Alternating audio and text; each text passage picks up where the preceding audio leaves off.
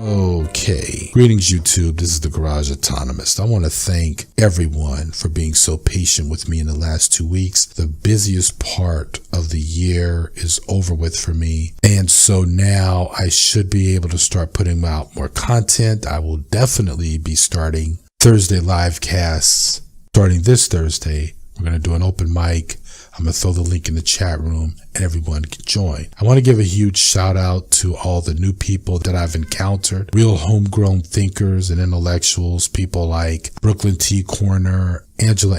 Well, all right, Angela decided to leave YouTube for a while, take a break. This brother by the name of Lieutenant Lacey. There's another brother by the name of Rustyballs. I think he's hilarious. I think that his content is solid. But I want to give also a major recognition, although this guy's not so new for me. This brother by the name of BlackPrivileged. I like BlackPrivileged's work.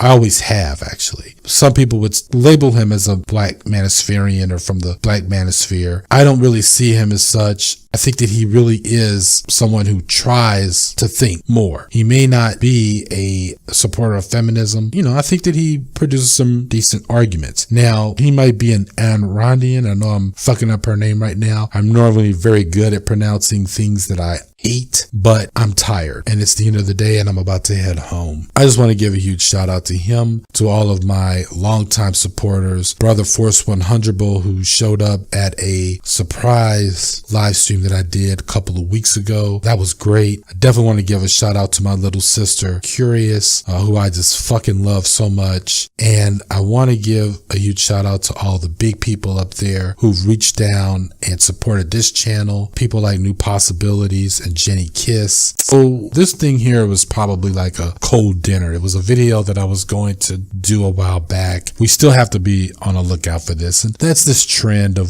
racists out here who are in the streets who feel like they need to immediately pull out their cell phone to call the police on people of color, Black people in particular. As we all know, Barbecue Becky, as she is now known by the internet, of a million funny ass memes. And her real name is actually Dr. Jennifer Schultz. That is now public knowledge. She's an alumni of Stanford and a senior project manager of air quality, whatever the fuck that is. And you've got a neighbor who lived in Rialto, California, who called the police on Donisha Pendergrast, who, as it turns out, is the granddaughter of Bob Marley. Donisha was in a Airbnb. The woman who called the police was a neighbor of the owner of the home of the Airbnb. And instead of just simply calling her neighbor, she called the police. Instead of calling the police on people as if they're wild animals, it would have been a good idea for you to actually call your neighbor or to just simply talk to the people to find out who they were. But really, no one has to really do that. This is the age of Airbnb. If you don't know that your neighbors are renting out their house, it'd be a good thing if the owner of the house actually told their neighbors and friends, hey, I'm going to be on vacation, but just so you know, there are going to be people that you haven't seen coming in and out of my house, and those are going to be renters. But anyway.